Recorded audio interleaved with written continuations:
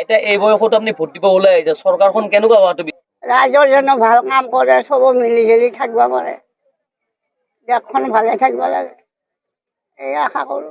আহিব মোৰ বহুত ইচ্ছা আছে, মোক থাকে না নাথাকে ৰাইজৰ চাবা। এতিয়া বয়স কিমান হৈছে?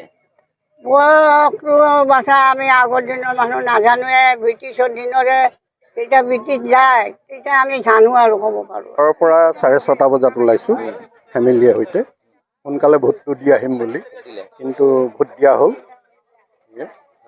আৰু বৰ ভাল লাগিলে। এই গণতান্ত্ৰিক দেশত আমাৰ এই ভোটাৰ অধিকাৰ বহুত গুৰুত্বপূৰ্ণ।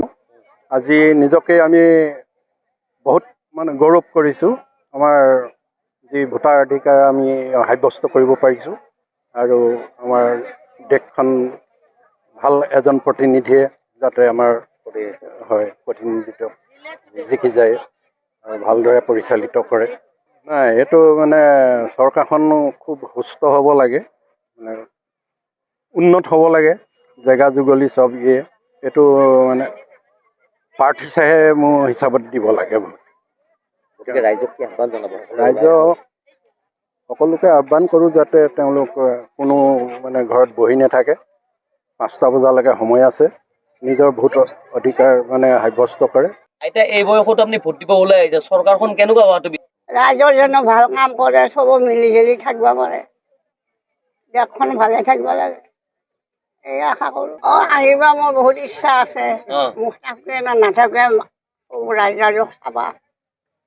এতিয়া বয়স কিমান হৈছে? বয়সটো বাছা আমি আগৰ দিনৰ মানুহ নাজানোৱে, ব্ৰিটিছৰ দিনৰে যেতিয়া ব্ৰিটিছ যায় তেতিয়া আমি জানো আৰু ক'ব পাৰোঁ। ঘৰৰ পৰা 6:30 বজাত ওলাইছোঁ ফেমিলিৰ সৈতে, সোনকালে ভোটটো দি আহিম বুলি, কিন্তু ভোট দিয়া হ'ল আৰু বৰ ভাল লাগিলে। এই গণতান্ত্ৰিক দেশত আমাৰ এই ভোটাৰ অধিকাৰ বহুত গুৰুত্বপূৰ্ণ।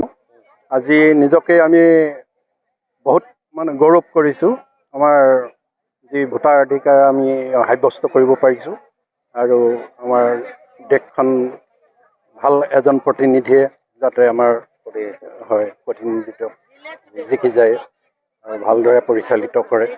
নাই, এইটো চৰকাৰখনো খুব সুস্থ হ'ব লাগে, উন্নত হ'ব লাগে, জেগা জুগলি চব এইটো প্ৰাৰ্থী চাহে মোৰ হিচাপত দিব লাগে।